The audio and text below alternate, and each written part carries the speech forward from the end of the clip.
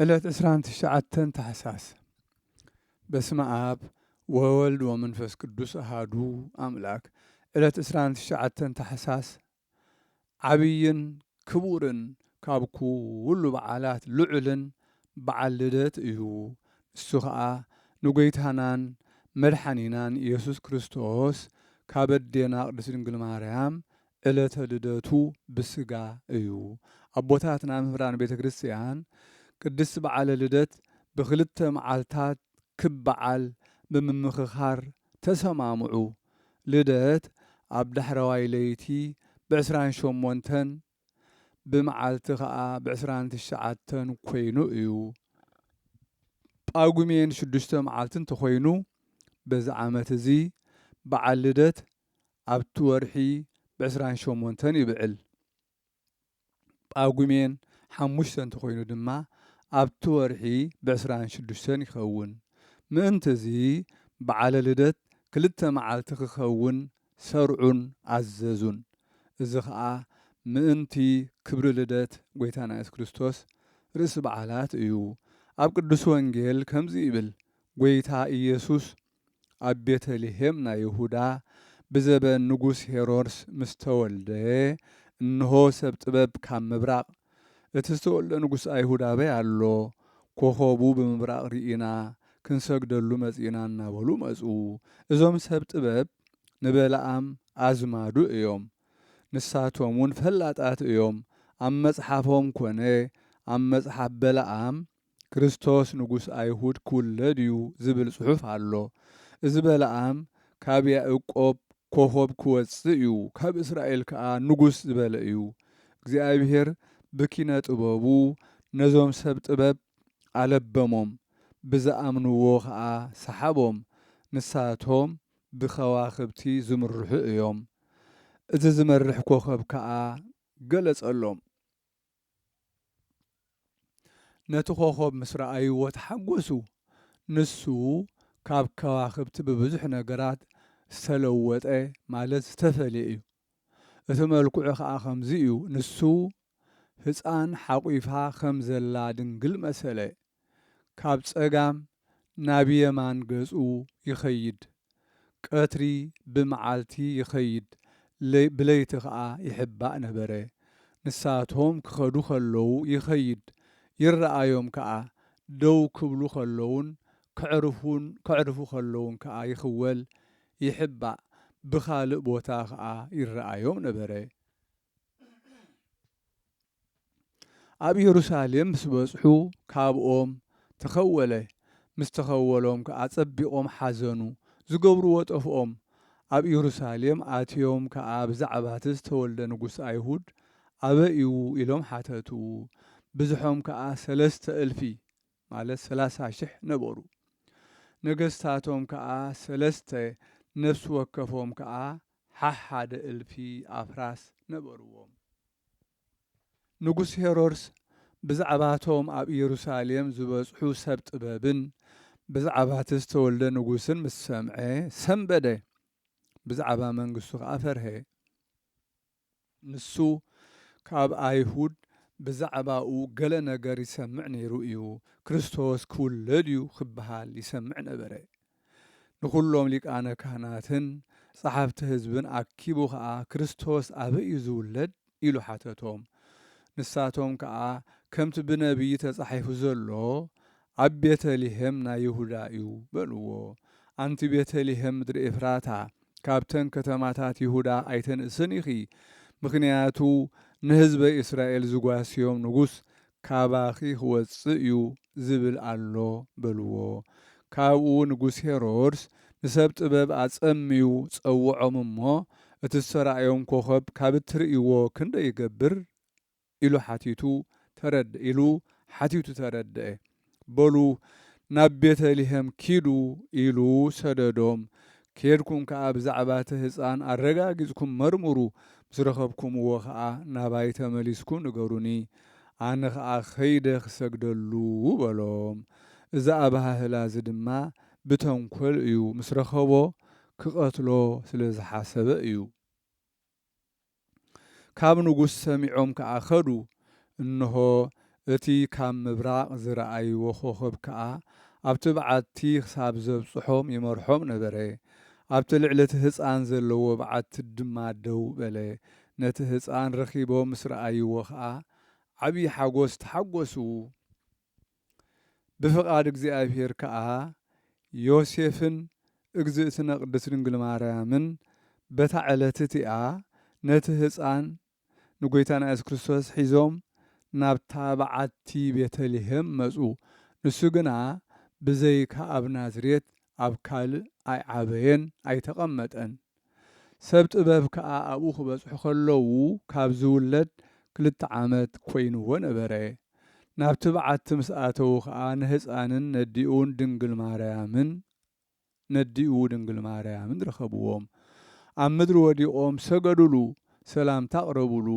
ሳንዱቖም ከፊቶም ከዓ ኣመሃ ወርቅን ዕጣንን ከርበን ኣምጺኦም ኣቕረቡሉ።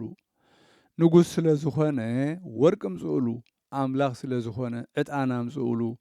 ከርበ ከዓ ናይ መሕወዪ ትእምርቲ ሞቱ እዩ። ካብኡ መልኣክ እግዚኣብሔር ንሰብ ጥበብ ብሕልሚ ተገልጸሎም ናብ ሄሮድስ ኸይምለሱ ብኻልእ መገዲ ኣቢሎም ናብ ሃገሮም ክኸዱ ነገሮም። ንሳቶም ድማ ከምቲ ዝበሎም ብኻልእ መንገዲ ናብ ሃገሮም ተመልሱ። ብዛዕባ ናይ ኣምላኽ ብስጋ ምግላጹ ወይ ምላዱ ከዓ እናዞሩ ሰበኽቲ ኾኑ። እዛ ዕለት እዚኣ ኢሳይያስ ከምዚ እናበለ ብዛዕባኣ ዝተነበየላ ዕለት እያ። እንሆ ድንግል ክትጸንስ እያ፣ ወዲ ከዓ ክትወልድ እያ፣ ኣማኑኤል ኢላ ድማ ክትሰምዮ እያ። ትርጉሙ እግዚኣብሔር ምሳና ማለት እዩ። ብዛዕባ እዛ ድንግል ነቢይ ሕዝቅኤል ከዓ ከምዚ እናበለ ተነበየ።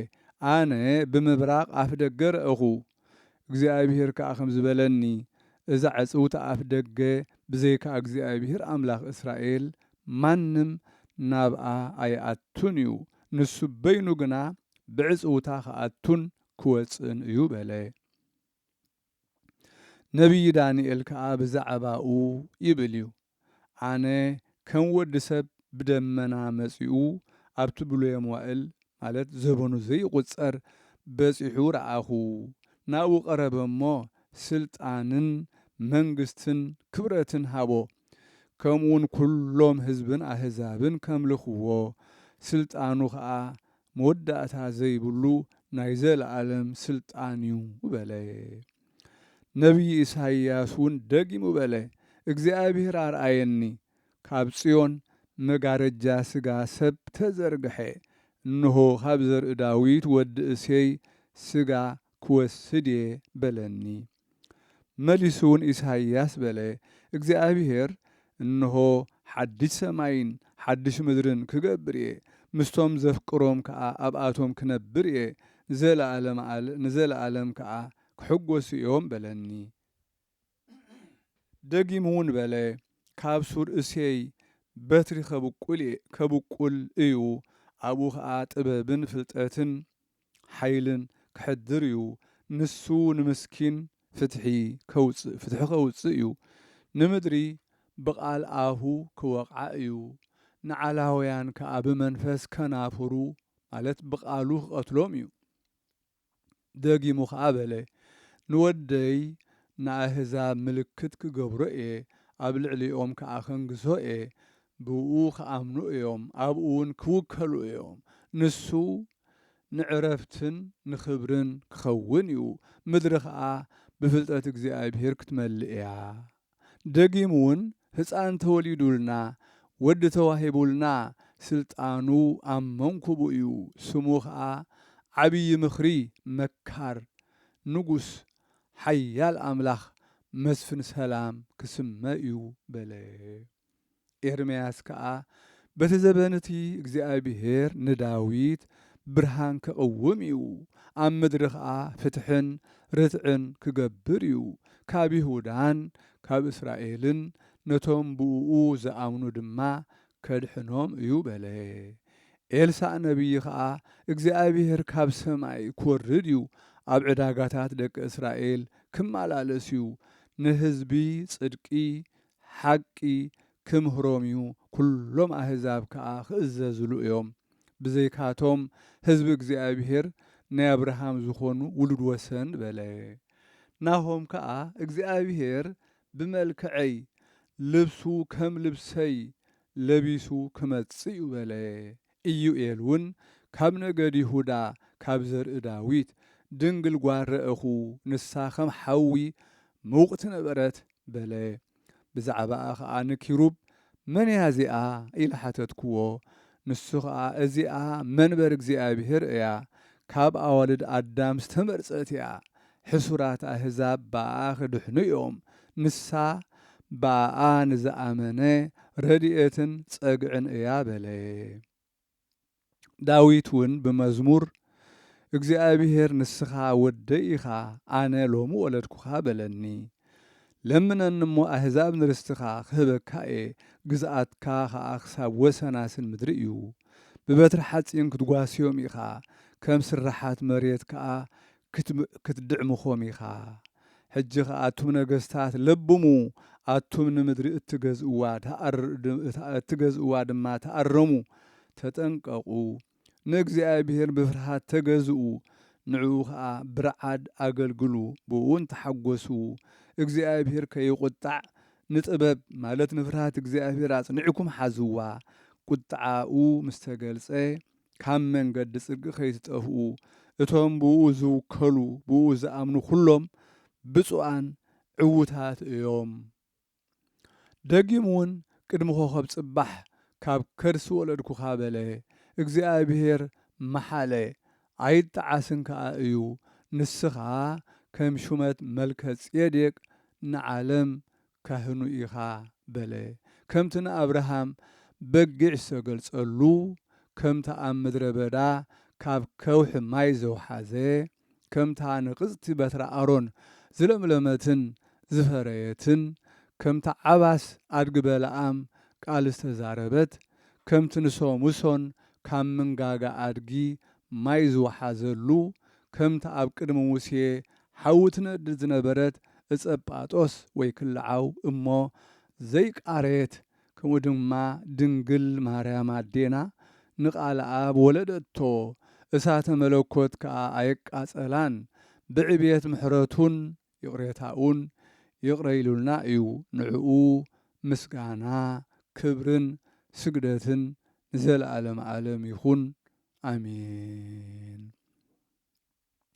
ሰላም ለልደትከ እግዚአ ሰላም ወሳይል ላዕለ እስራኤል እንዘይትፌሳ አሁየ በጽድቀ ዝንቱ በዓል ለሂሩትከ አኮቴተ ያወስእ በቃል ወለመንግሥትከ ስብሃተ ይብል ሰላም ንልደትካ ጐይታ ሰላም ወሳይል ይቕሬታ ኣብ ልዕሊ እስራኤል ኣፈይ እናተሓጐሰ ብጣዕሚ ዝበዓል ንሕያውነትካ ምስጋና ይዛረብ ብቓል ንመንግሥትኻ እውን ክብሪ ይኹን ይብል ነገሥተ ሳባ ወዓረብ ጋዳ ያመጽኡ በሃሲስ ወያበውኡ ኣመሃ ነገሥተ ተርሴስ ወነገሥተ ደሰያት ወተርሴስ ዘትቤ ትካት በእንተ ክርስቶስ ሃበ ወለደቶ ድንግል ነአስ ነአ ዳዊት ንጉስ ነገሥታት ሳባን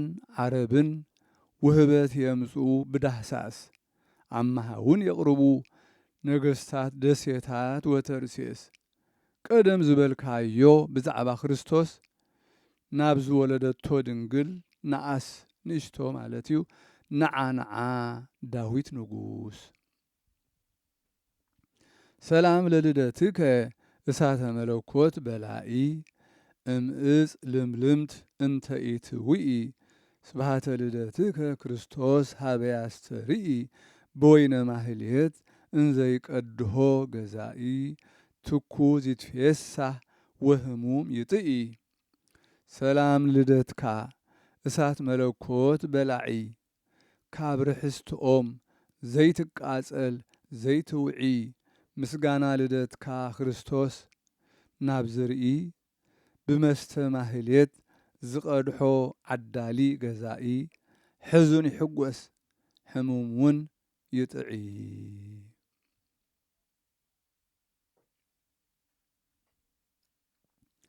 በዛ ዕለት እዚኣ ኢያሱ መስፍን ካብ ቤት ኤፍሬም ዝኾነ ተወልደ። ንሱ ንደቂ እስራኤል ካብ ምጽራር ጸላእቶም መድሓኒት ዝኾነሎም እዩ። ልደት ጐይታና ድማ ንኣዳም ምስ ደቁ መድሓኒት ኮነ። ነዚ መስፍን እዚ ናይ ቅድም ስሙ ኣውሴ እዩ። ንደቂ እስራኤል ካብ ውግእ ኣማሌቅ ኣብ ራፌድ ምስ ኣድሓኖም ድማ ኢያሱ ተሰምየ፣ መድሓኒት ማለት እዩ። ድሕሪ ሞት ሙሴ ከዓ እግዚኣብሔር ኣብ እስራኤል መስፍን ገበሮ። ንእስራኤል ከዓ ካብ ቅትለት ኣሕዛብ ኣድሒኑ ምድሮም ኣውረሶም። ካብኡ ብሰላም ኣዕረፈ። በረኸት ኣምላኹ ምሳና ይኹን ንዘለዓለም ዓለም ኣሜን። በዛ ዕለት እዚኣ ንያዕቆብ፣ ፊልጶስ፣ ቴዎድሮስ ካልእ ሰማዕት መዘክርታኦም ኮነ። በረኸቶም ምሳና ይኹን ንዘለዓለም ዓለም ኣሜን። በዛ ዕለት እዚኣ ኣቃርዮስ ንጉስ ሮሃ ኣዕረፈ። ነዚ ቅዱስ እዚ መንግስቱ ኣብ ሃገር ሶርያ ሰርሚን ኣብ እትበሃል ነበረት። ንሳ ከዓ ሃገር ሮሃ እያ። ንሱ ቅድም ጣዖት የምልኽ ነበረ። መጻጉዕ ማለት ልሙስ ከዓ እዩ። ንብዙሓት ክኢላታት ሓኻይም ንኸሕውይዎ ኢሉ ብዙሕ ገንዘብ ከፈለ፣ ግና ከሕውይዎ ኣይከኣሉን። ናይ ጐይታና ኢየሱስ ክርስቶስ ምግባራት ብምሕዋይ ሕሙማት፣ ብምውፃእ ኣጋንንቲ፣ ብምኽፋት ኣዕይንቲ ዕውራት፣ ብምትንሳእ ምዉታን ዝገበሮ ተኣምራት ምስ ሰምዐ ከዓ ከምዚ እናበለ ናብኡ ለኣኸ። ኦ ጐይታ ኩሉ ፍጥረት፣ ብስጋ ሰብ ኣብ ኢየሩሳሌም ዝተገለጽካ ሰላም ንዓኻ ይኹን። ካብኡ ከይተፈለኻ ናብ ታሕቲ ንዝለኣኸካ ኣቦኻ እውን ሰላም። ንስኻ ሕሩዩን ማዕሪኡን ከም ዝኾንካ ኣብ ልበይ ሕሹኽ ንዝበለኒ ንመንፈስ ቅዱስን ሰላም። ነታ ብዘይ ዘርኢ ሰብኣይ ብድንግልና ንዝወለደትካ ኣዴኻ እውን ሰላም። ንኹሎም ነቶም በኣኻ ዝኣምኑን ህይወት ዝህብ ቃልካ ዝሰምዑን እውን ሰላም። ኣነ ከዓ ካብ ሕጂ ጀሚረ ካብ ኣምልኾ ጣዖት ናብ ኣምልኾትካ ተመሊሰ ኣለኹ። ንስኻ ናይ ዓለም መድሓኒ ከም ዝኾንካ በኣኻ ኣሚን ኣለኹ። ናባይ ንዓሞ ኣብ ልዕለይ ንገስ፣ ሃገረይ ክትባርከለይ፣ ካብ ሕማመይ ከተሕውየኒ፣ ካብ ርስሓተይ እውን ከተንጽሃኒ። ንምንታይ ኣብቶም ዝጸልኡኻ ህዝቢ ምስኣቶም ትነብር? ንሳቶም ክፉኣት ምኽሪ እዮም።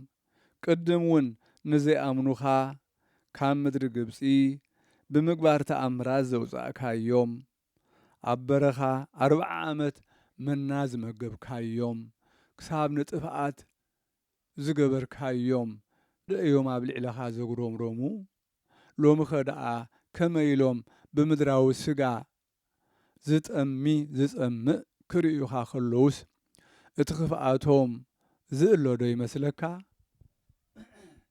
ኦ ጐይታ ጐይታይ፣ ንስኻ ሕቡኣት እትፈልጥ ኢኻ። እዚ ኣነ ብዕሽነተይ ዝብሎ ዘለኹ እውን ትፈልጦ ኢኻ። ነገር ግን ከም ዕብየት ምሕረትካ ፍቓድካ ይኹን ኢሉ እዝን ንዕኡ ዝመስሎን መልእኽቲ ናብ ጐይታና ኢየሱስ ክርስቶስ ለኣኸ። እዞም ልኡኻት ንጉስ ኣብ ጐይታና ቅድሚ ምብጽሖም ኣብ ልቦም ዘሎ ፈሊጡ እቲ ዘምጽኡሉ መልእኽቲ ከይነገርዎ ባዕሉ ነገሮም። ካብኡ ጻዕዳ ክዳን ወሲዱ ብኡ ገይሩ ገጹ ደረዘሞ። መልክዕ ገጹ ቀይሕ ኣብቲ ክዳን ኣተወ፣ ተሳእለ። ንሱ ከዓ ምስ ተመሃራዩ ታዴዎስ እንካ እዚ ስእሊ መልክዐይ ተቐበል፣ ንሱ ኩሉ ድልየትካ ክፍጽመልካ እዩ፣ ካብ ሕማምካ ክሕውየካ፣ ሃገርካ ክባርኸልካ፣ መንግስትኻ ክቃናዓልካ እዩ። እዚ ስእሊ እዚ ኣነ እየ፣ ኣብ ሓውን ማይን ፈትኖ በሎ።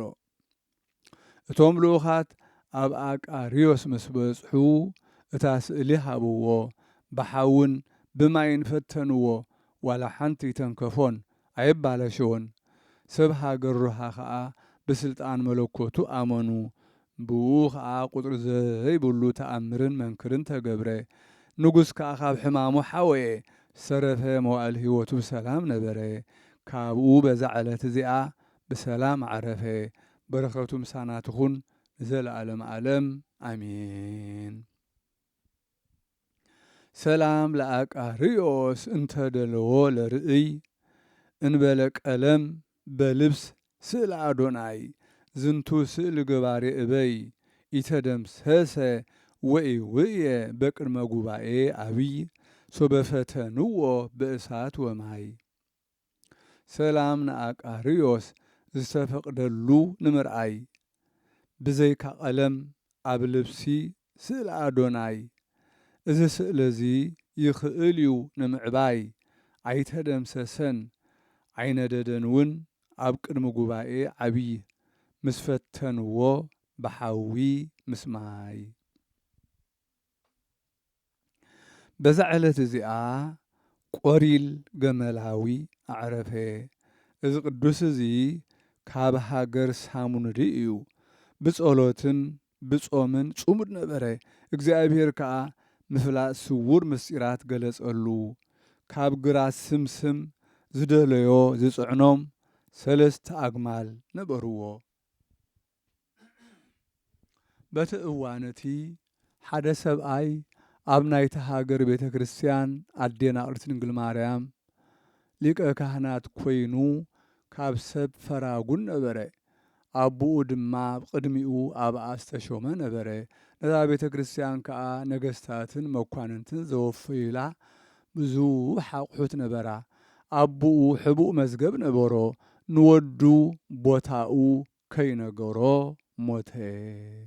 እቲ ኤጲስቆጶስ ሞት ናይቲ ሊቀ ካህናት ምስ ሰምዐ ነቲ ወዱ እቲ ኣቑሑ ናይ ቤተ ክርስቲያን ኣበይ ኣሎ በሎ። ንሱ ከዓ እቲ ዘቐምጠሉ ቦታ ኣይፈለጥክዎን ከይነገረኒ ሃንደበት ነቦይ ኢድሞት ወሰዶ በሎ። እዚ ኤጲስቆጶስ እዚ ምስ ሰምዐ ኣብ ልዕሊኡ ተቖጥዐ ክቐጽዖ ደለየ። ንሱ ግና እቲ መቐመጢ ሳናዱቕ ኣጸቢቐ ክደሊ ሃሰስ ክብል ጽንሓኒ ኢሉ ለመኖ። እንተዘይረኺብካዮ ዝደለኻ ትገብረኒ በሎ። እቲ ኤጲስቆጶስ ከዓ ቖፀራ ሃቦ። ናብ ቤቱ ኸይዱ ከዓ ንሰበይቱ ሽግሩ ነገራ። ንሳ ከዓ ብእግዚኣብሔር እመን ናብቶም ኣቦታት ናይ ደብረ መቃርስ መነኮሳት ኪድ ኣብኦም ይኹን ኣብ ጎረባብቶም ድለ ንሳቶም ክነግሩኻ እዮም በለቶ።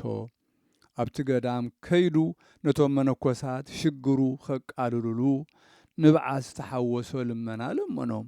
ብዛዕባ ሽግሩ ከዓ ዝነግሮ ሰኣነ ግና ሓደ ባሕታዊ ጠቐሶ ጸውዖ ናብ ሃገር ሰሙንድ ኪድ እንዳ ቆሪል በዓል ኣግማል ሓቲትካ ኣብኡ ሕደር ንሱ ክነግረካ እዩ በሎ። በቲ ባሕታዊ ዝበሎ ናብ ሃገር ሰሙንዲ ኣትዩ ብዛዕባ ቆሪል ሓተተ ኣብ ዘለዎ ነገርዎ። ኣብኡ ኸይዱ ኣብ ሰፈሩ 3 ኣግማል እውን ምስኡ ረኸቦ። ቆሪል ከዓ ምስ ረኣዮ ብመንፈስ ቅዱስ ኩሉ ድልየቱ ፈለጠ። ኣብ መሕደሪኡ ኣእቶ መግቢ ቀረበሉ። ንሱ ግና ኦ ኣቦየ ኣነስ ድልየተይ ከፈጸምኩ መግቢ ኣይበልዕን እየ በሎ። ቆሪል ከዓ ድልየትካስ ብግዚኡ ክፍጸም ይበሎ። ድሕሪ ድራር ነናብ መዕረፊኦም ከዱ። ፍርቂ ለይቲ ምስ ኮነ እቲ ሰብኣይ ንቆሪል በዓል ኣግማል ምስ ኣግማሉ ቆይሙ ክሰግድ ከሎ እቶም ኣግማሉ ድማ ክሰግድ ከሎ ይሰግዱ ክጽሊ ከሎ ምስኡ ክጽልዩ ረኣዮም። ንጽባሒቱ ምስ ኮነ ቆሪል ተንሲኡ ነግማሉ ዘድልዮ ክጽዕኖም ሒዝዎም ናብ በረኻ ኸደ። እቲ ሰብኣይ ከዓ ክሕግዞ ምስኡ ኸደ። ኣብ ግራት ምስ በጽሑ ቆሪል ንሓደ ገመል እቲ ስምስም ክጽዕኖ ሓዞ። እቲ ሰብኣይ ከዓ ኣብቲ ካልኣይ ክጽዕኖ ኸሎ ካብ ዓቕሙ ንላዕሊ ኣኽበደሉ። ጽዕነቱ ተሸኪሙ ክትንስእ እንተደለየ ምንቅስቓስ ሰኣነ። ንኽሃርሞ ከዓ በትሪ ልዓለ። ሽዑ እቲ ገመል ብቓል ሰብ ዓዊሉ ከም ዝበለ ኦ ኣቦይ ቆሪል ነዚ ሰብኣይ ኣባይ ሕማቕ ክገብር ኣይትሕደጎ ንሱ ዘይዓቕመይ ኣሸኪሙኒ በለ። ቆሪል ከዓ መጺኡ ነቲ ሸኽሙ ኣፋኾሰሉ ነከየሉ። ነቲ ሰብኣይ ከዓ ወደየ ስለምንታይ ደኣ ልዕሊ ዓቕሙ ኣሸከምካዮ? ንዓኻ ዘይትኽእሎ ከቢድ ጾር እንተሸከሙኻስ ኣይትሓዝንን ዶ በሎ። ካብኡ ናብ ሰፈሮም ምስ ኣተዉ ብዛዕባ ሽግሩ እቲ መዝገብ ሳንዱቕ ተነቢርዎ ዘሎ ቦታ ክገልጸሉን ክነግሮን ለመኖ። ቆሪል ከዓ እቲ ዝረኣዮ ግብሩ ንኻልእ ኸይነግር ኣምሓሎ። ካብኡ እቲ መዝገብ ኣብ ዘለዎ ነገሮ። ነታ ቤተ ክርስቲያን ብወገን ምብራቓ ንእሽቶ በዓቲ ኣሎ። እቲ መዝገብ ኣብኡ ኣሎ በሎ። ናብ ገዝኡ ምስ በጽሐ ንሰበይቱ ነገራ። ሓቢሮም ከዱ እሞ ኣብቲ በዓቲ ምስ በጽሑ ነቲ መዝገብ ረኸብዎ። ኣብ እንዳ ንጉሥ እኳ ከምኡ ዝበለ መዝገብ ኣይርከብን እዩ። ሽዑ ነቲ ኤጲስቆጶስ ነገሮ እሞ እቲ መዝገብ ድማ ኣረከቦ። እዚ ቆሪል ገድሉ ምስ ፈጸመ ብጥሉል ሽምግልና ኣዕረፈ። በረኸቱ ምሳና ይኹን ንዘለዓለም ዓለም ኣሜን። ሰላም ሰላም ለብፁዕ ቆሪል በዓለ ሰለስቱ ኣግማል ምስሌሆሙአ በጊዜ ስኢል እንዘይሰግድ ወይጼሊ ለእግዚአብሔር ልዑል ርእሰ ካህናት ርኢክዎ ይብል። ሰላም ሰላም ንብፁዕ ቆሪል በዓል ሰለስተ ግማል ምስኦም ያኢ ኣብ ጸሎት ይምህለል እናሰገደ እናጸለ ንእግዚአብሔር ልዑል ርእሰ ካህናት ርእየዮ ይብል።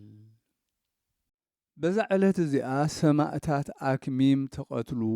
እዞም ቅዱሳን ብበዓል ልደት ምስጉን ኣብ ቤተ ክርስቲያን ተኣኪቦም ከብዕሉ ከለዉ ተቐትሉ። ንሳቶም ቅዳሴ ቅዱስ ቁርባን ኣዕረጉ እሞ ንጐይታና ኢየሱስ ክርስቶስ ኣብ ታቦት ኮይኑ ንህዝቢ ምስጢራተ ቅድሳት ክህቦም ከሎ ረኣይዎ። ከምዚ ኢሎም ክሕጐሱ ከለዉ ኣርያኖስ መኰንን መጺኡ ኸበቦም። ናብ ቤተ ክርስቲያን ኣትዩ ድማ ንኽልተ ሊቃውንቲ ተሃገር ብሕዋፍን ውኒንን ዝስሞም ሓዞም፣ ርእሶም ከዓ ኣሰየፎም። ካብኡ ዲያቆናት፣ ንፍቀ ዲያቆናት፣ መዘምራን፣ ተላእኽቲ ቤተ ክርስቲያን ቀተለ። ኣንስትን ቈልዑትን እውን ኣየትረፈን። ንኹሎም ቀተሎም። ደሞም ካብቲ ዓንቀጽ ቤተ ክርስቲያን ወፂኡ ክሳብ 20 እመት ዝኸውን ወሓዘ። ንኣባ ብኑድያስ ኤጲስቆጶስ፣ ንዲዮስቆሮስ፣ ንሰከላብዮስ ነዞም ኣሕዋት እዚኦም እውን ምስኦም ብእስራቶም ኣርያኖስ ምስኡ ወሰዶም። እንሆ ገድሎም ዕለት 1 ጥሪ ጽሒፍናዮ ኣሎና። ቅድስት በረኸቶም ምሳና ትኹን ንዘለዓለም ዓለም ኣሜን። ሰላም ለደምክሙ ዘተክእወ በኢምሂክ እስከተለዓለ መጠን አብራክ። ሰማዕታተ አክሚም ቅቱላት በበዓለ ልደት ቡሩክ ምሉኡ ውስተ ልብየ ፈሪሆተ ክርስቶስ አምላክ ከመ ሕይወትየ ኢይህልቅ በበክ።